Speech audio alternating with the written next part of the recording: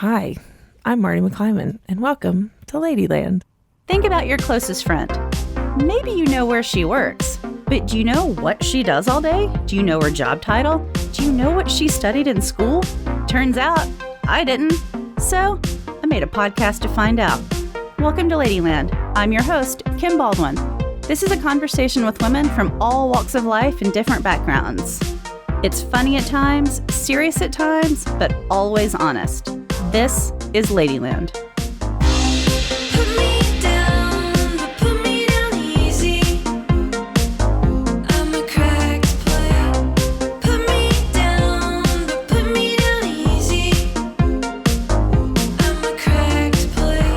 Marnie, thanks for coming in today. Thanks. How are you doing? I'm great. I like to have my guests introduce themselves. Would you mind telling people a little bit about who you are and what you do? The Cliff Notes version of Yes, me. please.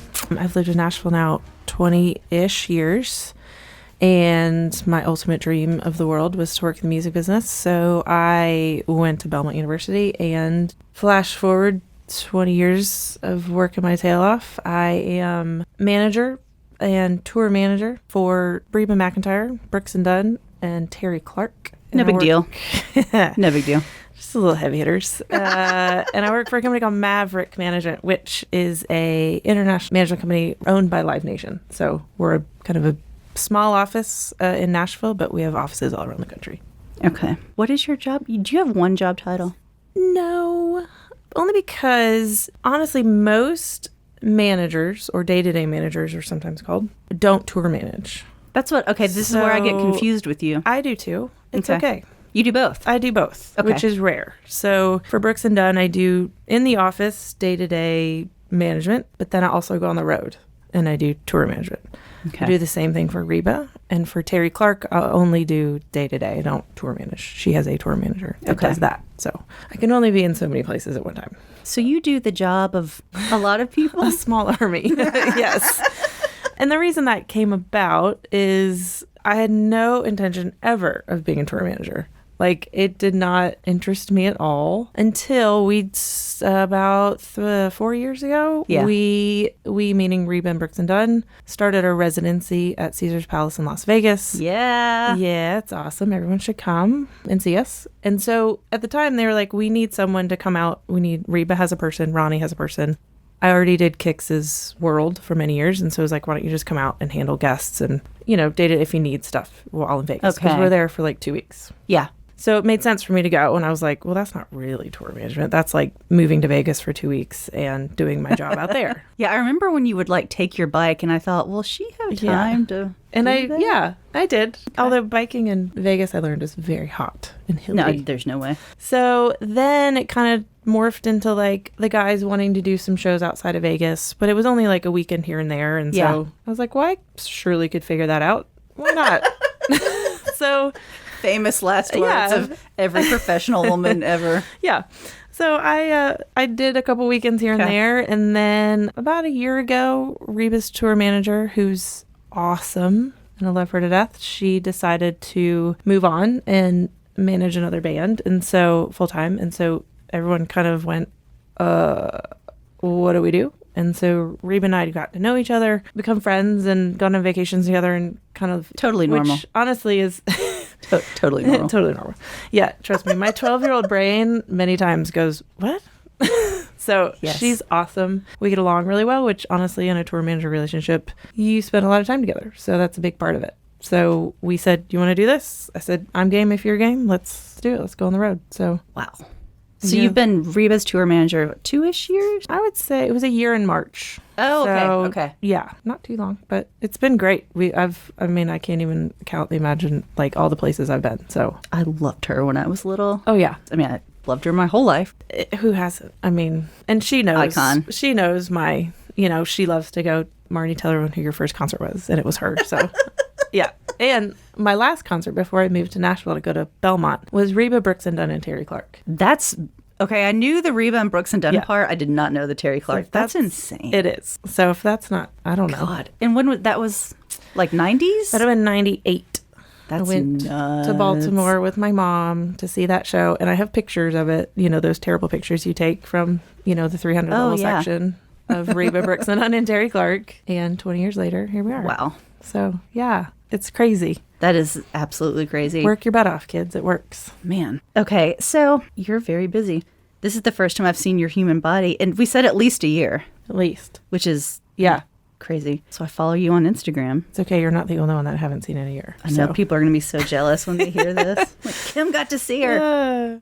I want to talk about the Kennedy Center Honors. Yeah. Because I know through Instagram you were there. And then when I watched it over Christmas, I was texting you. I was like, oh my God, I can't believe you were there for this. Working with Reba puts you around a whole different type of people. Just because of she's been in TV and film and all that stuff. And you mean like celebrities that aren't necessarily just country music singers? Right. Okay. Right. So obviously such a huge honor to get the Kennedy Center. Oh my God. And, you know, when I'm prepping for it and all that stuff, I'm advancing everything, which is my job is... Wait, what do you... Okay, I didn't think about this part. I just thought you went. No, so you were working. Yes. In a ball gown. I was working in a ball gown, which sometimes is hard.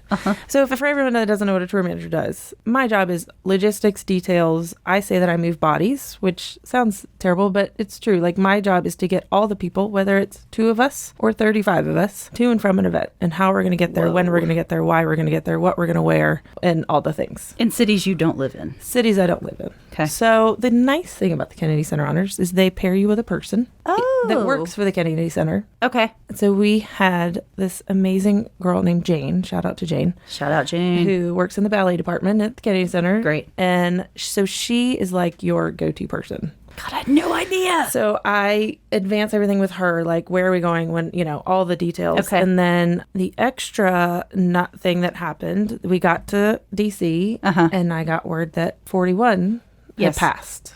Oh God, that's right. Yeah, we had been in communication with his team, knowing that obviously he was getting of a certain age. Yes. So when he passed, we knew that Reba was going to sing, and so that was then thrown into how we're going to fit that into then going to Vegas and all that stuff too. So it was a big week. I would say we started with the Kennedy Center Honors, went to Vegas, threw a presidential funeral in the middle, and then went back to Vegas. But all that to say, the Kennedy Center Honors was amazing. They don't tell you who's going to perform, so it was a surprise to all of us. Really? I knew that Brooks and Dunn were going to be there because I also did the logistics for Brooks and Dunn.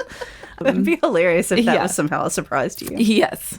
So we saw each other in the hallway, and it was like, all right, the cat's out of the bag. But but then they put everybody at the same hotel. So we run into Little Big Town, and we don't know if Little Big Town is there for us. Us meaning Reba. Yes. She's not there for me, but we don't know if Little Big Town's there for Reba or for whoever. Yeah. Turns out they were there for Cher. So yes. And then the night before, they have a really cool dinner at the State Department, I believe. Okay.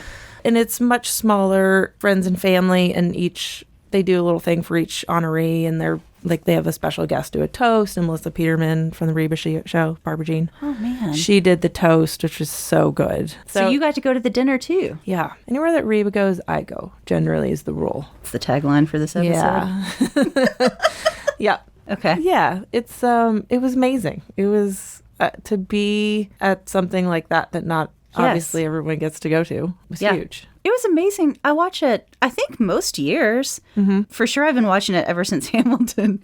But love that Hamilton tie-in. But I was watching it this year on Christmas vacation, like in a cabin alone, and I think I had been drinking and like eating cookies. And I cried so much during Reba's. I don't think I knew how much emotion and nostalgia I had around her and her music until I saw all of that. It was huge. It was awesome. Yeah. It's amazing, too. The taping is like 3 hours long. Oh. But the televised is like 2-ish. Yeah, not that 2 hours long. Wasn't that long. So it was interesting to see the stuff that they kind of cut out. It was mostly on hers was just like speeches and stuff like that.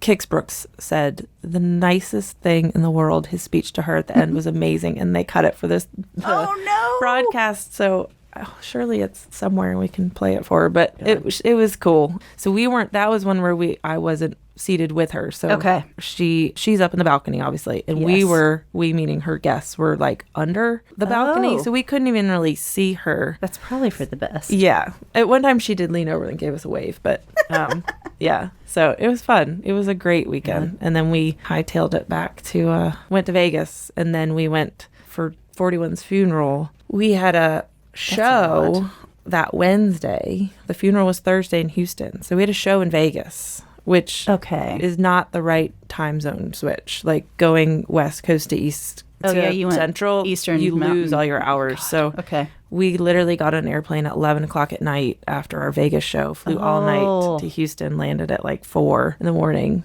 and went to the funeral, which, to be honest, that was kind of by far one of the most amazing. I mean, I don't care what you think politically. Yeah, doesn't matter. I was seated like behind the grandchildren and I somehow don't thinking, think who I am knew I? this. Like, who am I? But they were, George W. came in and they all said hi. And obviously she's been friends with him forever. But that was one of those moments where I was like, how did I get here? I'm so honored. I thought I'd be seated in the parking lot, just waiting for her to be done. But and she was amazing. So, man, it was great. Then we went back to Vegas and knocked out some more shows. That was all in a week or like 3 days. That was in 3 or 4 days. That is bananas. Yeah. What's the craziest moment you've had so far? I mean, honestly, I think that presidential funeral was like, whoa, this is like next that makes sense. stuff. And that's what made me think, like, is that how did I get here? That's next level, I think. So I've been with Brooks and Dunn. I've been with Brooks as long as I've known you. For 18 years. Yeah. No, that's not right. 17 years. Yeah. Basically, I interned while I was in college. Literally the week I graduated, I started with Brooks and Dunn and have not left. Nashville. Yeah. So obviously I've done awesome stuff in the music business. Yeah. With all the acts that I work with. Yeah. And I think when you get outside of your circle is when you go, oh, this isn't normal. That makes sense. I can see how a presidential funnel is outside. I mean, I of was your 20 norm. feet from his casket. And Yeah. you're like, I don't think I should be here. Who put me here? But, obviously it was honored. Yeah. But then, there's some moments of just musical fandom that I love that I was in an elevator with Pink at the CCMA Awards, and I was like, oh, it'll be really cool. And I wanted to tell her that I had just done a whole yoga class to her music, and that I thought that would be really nerdy. So I just I didn't say anything. I bet she would have loved that. She probably would have, but I was scared. I bet she is very gracious and nice to talk to. I gather that, yeah. That's what I want to believe about Pink. Yes. You always want to. Yeah. Those people that you're like, oh, I bet they're cool. Please be nice. Yeah. So your story of how you got here is hilarious, that you went to this concert and now these 20-ish years later, you work with them. If you could time travel back to college Marnie, like what advice would you give her? Like, what would you even say? Like, you're going to be okay. You're going to work with these people. Yeah. I think probably just chill out maybe a little. When I was in high school, 94 to 98. Okay. When the women of country were the jam. Preach it. And I was living in Virginia, mostly near a military community, FBI, Northern Virginia. What's your dad's always get his captain, major? He's a lieutenant colonel in the Marine Corps. Yes. And I did a half Ironman with Marnie's dad. There you go. He's the only dad I've done a half Ironman with. I love that. So even the countries like at that time in that area of the country was not huge. Really? I remember my sister came back from college around that time and went, what happened to you? Like, country music has thrown up in your world. But it was big. It's huge here. Yeah. And obviously. Of course. But it really wasn't. Like, I was listening to Whitney Houston and the Pointer Sisters and Debbie Gibson and all that. Like, yes. But then around 5th grade, I found Mary Chapin Carpenter and Reba McEntire and Amy Grant. And I was like, Amy Grant. Oh. Now, she is one that I still am a total idiot around. And I can't handle myself. But so then I was going to be, when I went through high school, I was like, I'm going to be in sports medicine. Well, I forgot about this part of you. Okay. I realized, really, the only part I've really liked about that is the sports part. You would hate it. I don't like body fluids and touching other people's feet and the science and the math. You have to be so close to people's bodies. Yeah, I'm not good with that.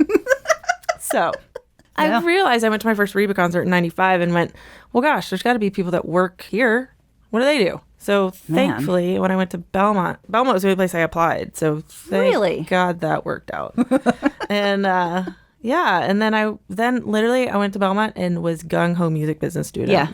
I stayed here in Nashville every summer, except for my last summer. So I feel like I rushed through college. Of course you did. But I packed everything I possibly. I interned for Reba for a year. Yeah. Interned for Clarence, my boss, Clarence Spalding, Brooks and Dunn for a year. And then I worked for the Grammy organization. I worked for Kenny Chesney. I worked like all within 3.5 years. And then the week I graduated, Clarence needed an assistant. And I was like, well, heck, I'm ready to go.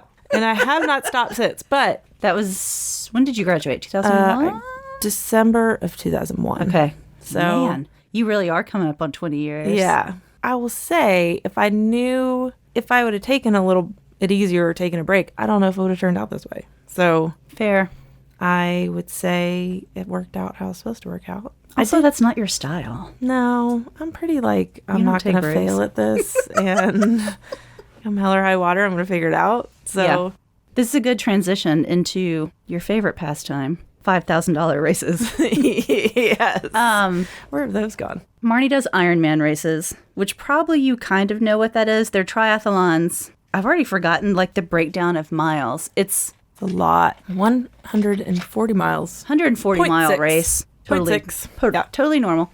They take about 12 to 16 hours. You do it all at once. So Marnie does those. And a fun fact, if you're friends with Marnie, sometimes you get talked into them. And Kim has done a half. I did a half, which is only and 70 you killed it. miles. Only Don't say only. Miles. No, I hate when people do that. I only ran a 5K. Don't say only. Own that. Only did a 7-hour race. Well. With your dad? Yes. It's funny, when I met you and learned about triathlons, I was like, oh, this sport makes so much sense. If you're organized and athletic, this is what you do. Yes. And now that I'm using air quotes, retired, I'm like, oh, no, this is a sport for crazy people with too much money. Crazy people, yes. And some too much money. I don't know how I figured that out. I added up that half Ironman I did. Add it up. I needed to know. Why? It was over $3,000 that I spent the year I did that half Ironman. Yeah, that's about right. Okay, so how many, I don't remember anymore, how many half Ironman and how many full? Do you even know? Half Ironman, probably around 20 at this point. Marnie. 15 or 20? I hope my expression comes through with my tone of voice. So sorry. You've done 20 half Ironmans. I think probably. That's fucking maybe nuts. 15, maybe not 20. I know. And fulls, I've done 5. I just did my last one. It was October of 2017. Right, kind of before I got the Reba gig. Las Vegas. Yeah, I felt like 4 was unfinished business. Is that crazy? At this point, everyone listening is nodding like, oh, that's how she does this job. Yeah. Well, I'll be honest. Yeah. So you have to swim 2.4 miles. No big deal. Bike 112. You have to run 26.2 miles marathon in one day. Easy. So I've done Lake Placid, Louisville, Florida, Chattanooga, and then Louisville again was my last one. Lake Placid is the one I almost signed up for. It's so good. We were at a Halloween party. Oh, yeah. I know. I almost signed up for it. I should have a list of all the people I've talked into doing these. You should. There's a lot of us. There is. And look how much your life has been enlightened. No? Yeah. No. I just felt a twinge of pain in my knee. Yeah. Oh my God. I know. I mean, I wanted that 5th one, and that October of 2017 was perfect timing with the touring I had going on. Okay. And Vegas, I did have to ride my bike in Vegas when it was 118 degrees. But if you get up real early, it works. So triathlon career has been put on the back burner for now. Yeah. On a full honesty, I've had a hard time wrapping my brain around that. But I think I have to realize that obviously what I wanted to do 20 years ago is happening. Yeah. And I should say this is, I'm living the dream. I mean, gosh. Yes. I'm just adapting my athletic career to what Are you 40 yet? No. Okay. Our shared friend, Julie Co. Shout out Julie Co. Go. Hot Cocoa. When I went to see her in Boston a couple years ago, she also was, I think, conflicted about not running or doing triathlons anymore. She is a Marnie. She's done all these fucking races. Much smarter. Well, she's curing cancer. It's fine. Yeah. But she said that she's realized that she has so many units of energy to expend in a day. And she can sleep. She can be good at her job. She can take care of her dog. And maybe she can remember to eat lunch. But she can't do all of those things and train for a race and work out. And she just was like, at this station in my life, I have to be really good at my job. Yes. And my dog can't feed himself. And I have to sleep to be good at my job. She's like, you only have so many units. Yeah. And that was really freeing for me because I was in the beginning of, I can't work out like this anymore. And as soon as I stopped, I got a lot better at my job. And so I think about what Julie said all the time. That's awesome. Every year I get older, it's a lot clearer. Like, no, I can't do all those things. Hi. Do you like podcasts? I hope so, because you're listening to one. If you like podcasts, I have something else you might like. Audiobooks. Libro FM is the first and only company that lets you purchase audiobooks directly from your local bookstore. P.S. We have 2 of those here in Nashville.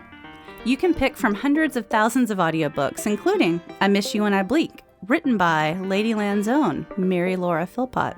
If you're new to audiobooks, they're the perfect way to get more books into your busy life. Listen during your commute, while doing chores, feeding the chickens, or just relaxing at home. All you need is a smartphone and the free Libro FM app. Ladyland listeners, you get a special offer. 3 audiobooks for the price of 1. That's $14.99 with your first month of membership. Use the code LADYLAND at checkout. For more information, visit ladyland.show/Libro. It's really easy. So, how do you even be a human? Like, when you're home, what do you do? Well, this past weekend, I was home I've been home for a while now. So, like, I've kind of been neglecting my house. So I spent a whole ton of time on putting my house together. Okay. Speaking of the Kennedy Center Honors, when I left for the Kennedy Center Honors, like November 30th, I came home for like one night halfway through to go then to Christmas break. Came back on December 30th, and I found a deceased cat had died under my house. I should not have laughed at that. No, it was grisly. Damn. I walked into my house and I was like, oh, you could smell something's died. Damn. And I don't know what it is. So that's what happens when you're on the road for a month. Things happen and you don't realize it. And he had gotten, my house is set into a hill. I have storage doors. He got under the storage doors, died, couldn't get out. Obviously couldn't get out and then died. But it was a grisly situation. So these first couple of months of the year, I had Brooks and Dunn and Reba both had albums come out on the same day. And we had ACM Awards, which were all in the same week. God. So the first couple of months of the year have been a little busy. Okay. So I wasn't able to remedy the cat critter problem at my house. So I did that all weekend. And I did all kinds of things. I power washed. Is that relaxing?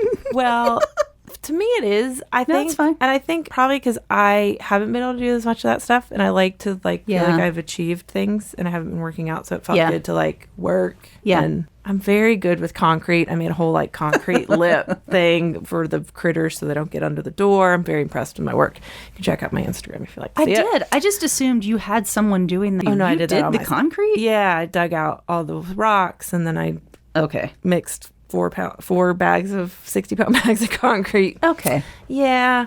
Okay. And I made a whole drainage system. It was a whole thing.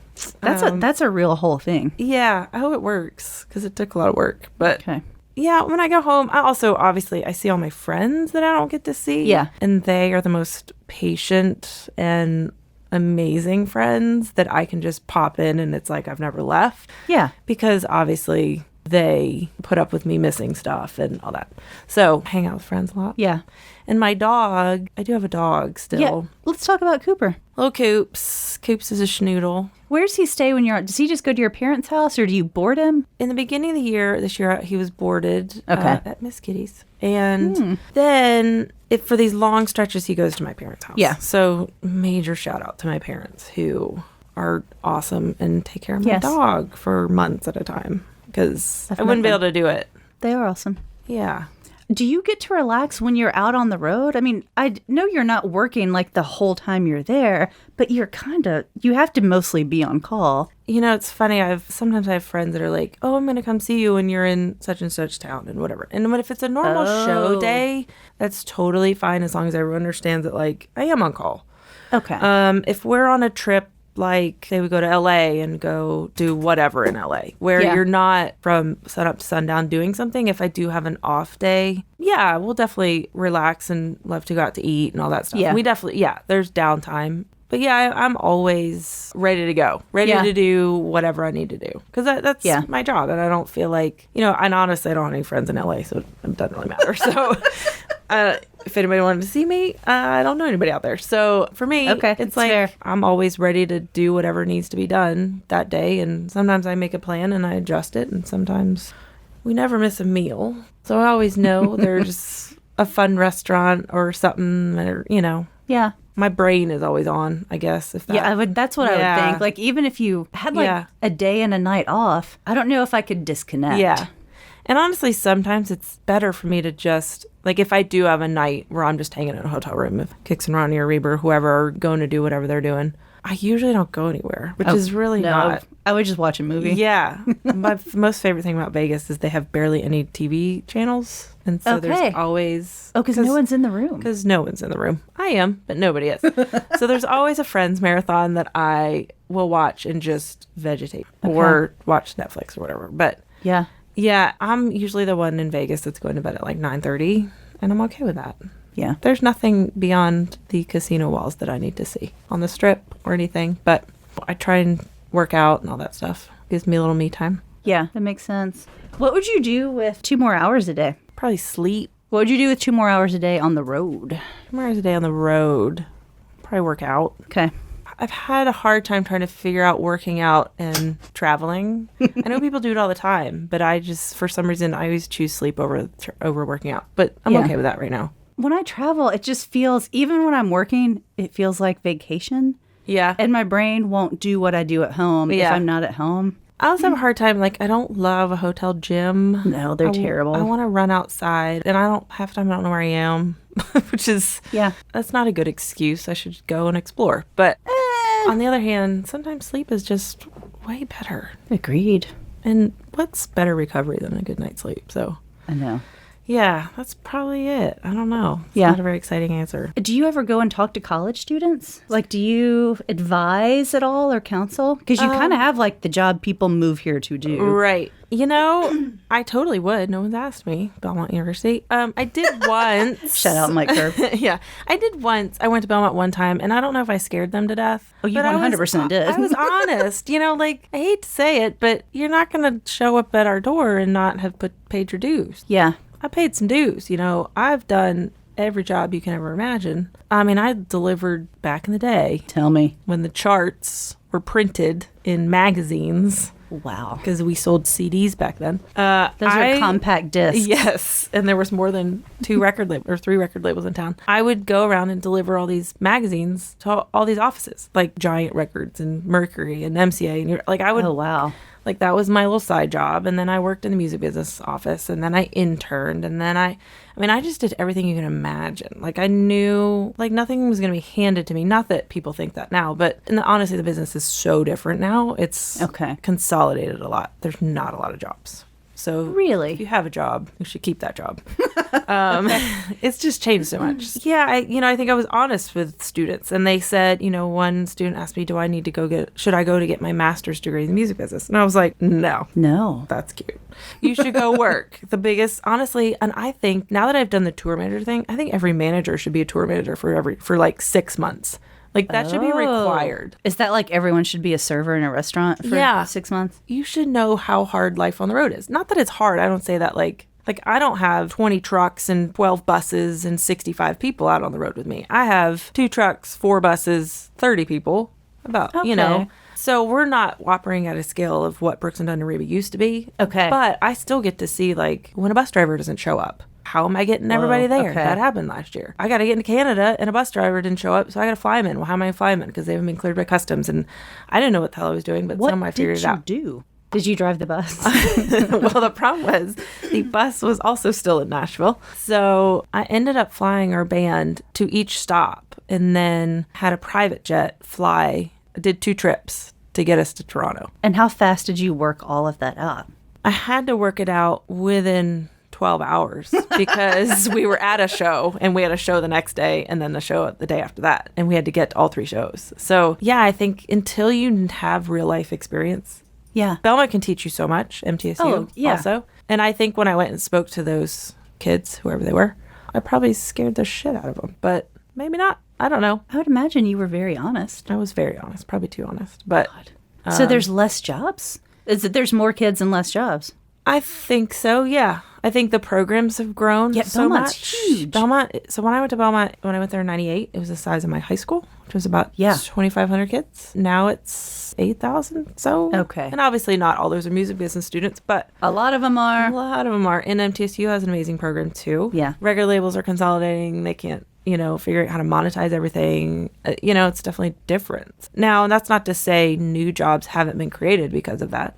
The whole digital world and streaming world has created new jobs, different jobs. Some have gone away, some have been created. What are the new jobs? I do not know anything about this. Well, you have all your Spotifys and your Pandoras, and those people didn't exist. Okay. 20 years ago. Where do those people live? LA? They all have offices here. We all have a presence. Okay. Obviously your big headquarters are either New York or LA based, but I think little Nashville's coming along. Okay. Apple Music's supposed to be having an office here, I guess. Oh, I didn't know that. Okay. So I hear. But yeah, they're newer jobs. So digital marketing, social media, 20 years ago, Facebook wasn't a thing. Instagram wasn't a thing. Twitter wasn't a thing. So you all have your digital marketing teams now. See why you're not allowed to speak to students? See? Tell them what's up on the road. I'm the only girl of 34 people, basically. Are you the only? On my Bricks and Dunn world, Melanie, who worked with Ronnie, is on the road, and me. And then we've got... I hadn't thought about that. About 24... I guess there's 12, basically 12 in each bus. So I ride a bus with the band. Okay. All my guys, my band guys. What do you do on the bus? Netflix? Yeah. I usually know when to tuck myself into my little bunk and the boys be boys. And they're not boys. They're grown men. Some are my father's age. But, when a bunch of dudes get together, there was still a bunch of dudes. So I know when to just roll myself into that little coffin and go to sleep. I put my headphones on and go to sleep. And then we have a crew bus, which is 12 guys. Okay. Sometimes we have an occasional female video tech or a merch girl or something. But yeah, that's the other thing. The road is very male heavy. God, I didn't even think about that. So I was a woman coming into what is in the past been a very male dominated part of the industry. Even the tour managers have all been male. Okay. For sure. Especially Bricks and Dunn world. Okay. They've have 30 years of history of, I would probably dare to say all men with a female. Do you know, are you the first woman for them? For a tour manager, for sure, because I know the guy, Scotty Edwards, who was the tour manager before me. But yeah, I would say very few female crew members. It's changing, for sure. You can see it changing, especially when you've got your Casey Musgraves and your more, these female acts, I think, are hiring more women. But the road is an interesting place. Okay. This whole thing, Code of the Road, is ridiculous. But yeah, and my Reba world is completely different. I travel with her. I don't ride a bus, so it's a lot nicer. A lot nicer. But we have a couple more, female band members on Reba's side. But all crew guys they're all guys. Truck drivers. Yeah. Bus drivers. Yeah. Interesting. Yeah. The women need to keep coming in. Maybe it's what the Belmont students need to look into. And also there's no reason why women can't be audio engineers and can't be riggers and can't be... Do you know how many I've tried to find? Back when I started this blog series that's now the podcast, which P.S. Marnie was my first bitch. I kind of forgot. You were the first one. Yes. I initially I had a list of maybe I can find women in these fields. And this whole time I've wanted a woman engineer, and I know one. One. And my husband's an engineer, so it's not like I don't know people who are engineers. Yeah. Terri Clark just did her last album, Raising the Bar. It's really good. Yeah. She produced it, but she also had a great producer, female, that's rare, which is sad that it's rare. But I think finally people are going, oh, well, why can't we do that? So yes. Awesome. Yes. Yeah. And there's not a lot of managers, I would say, that are women. I don't know anyone. In the office, only person I know who does this job. And that's changing too, I would say, for sure. Good. But it definitely, the music business used to be, I would say, a pretty good boys club, but we're changing the time here. Good. Yeah. Are you ready for some very serious rapid fire questions? Oh, gosh, yeah. Okay. Brooks or Dunn? Oh, Lord. That's terrible. I mean, Brooks, but that's terrible. Okay. Tell me your guilty pleasure song, but you can't explain your choice. You just have to say the song. Oh, my God. Guilty pleasure. Like when you're pouring concrete. That's hard. Okay, wait. You're digging that cat carcass out of the crawl space. Oh, God. That was so gross. Guilty pleasure song. I have some Ace of Base that Yeah, you do. Kind of rocks my world. Okay. It's great. Is that terrible enough? No. Yeah. Swim, bike, or run? I would say swim. Okay. Biking to me is a means to an end. Running is hard. I co-sign. Any performer, dead or alive, you would love to work for? Well, I got to take Reba off the list because she was my list. Not that you currently work for. Right. We've achieved that. I would say Pink. Ooh. Or Amy Grant. I knew you were going to say Amy Grant. I know. I just think she's awesome. I do too. I know. Fancy or The Night the Lights Went Out in Georgia? Oh, Fancy. How can you not? It's a fancy fan club. I mean, come on. The red dress. I watch that video randomly like twice a month, and sometimes I cry. There's no reason for it. So my friend John, one of his besties, her mother plays the mother in Fancy. And every time I see it, I go, whoa. Although I also like to see, is there life out there? Is Belmont's campus in the Pancake Pantry? Is it? Yes. It sure Go back and watch is. it. Go back and watch it. So good. Yeah. It's fun. Thanks for coming by. This was a lot of fun. Have fun. Have fun in Vegas soon. Yeah. Going to Vegas. Going to all the places this year. Okay. Bye, Marnie. Bye, guys. I'm Kim Baldwin, and that's our show. Thanks so much for joining us. To find full show notes, head over to ladyland.show. And if you know a lady that I need to meet, slip into my DMs. You can find me at Ladyland_podcast on Instagram. This podcast is produced by Mary Catherine Rooker and brought to you by We Own This Town. Logo by Elizabeth Williams. Music by UDrive. Download anywhere you listen to podcasts. If you have a minute, please go to Apple Podcasts and subscribe, rate, and review Ladyland. Thanks again for listening. See you next time.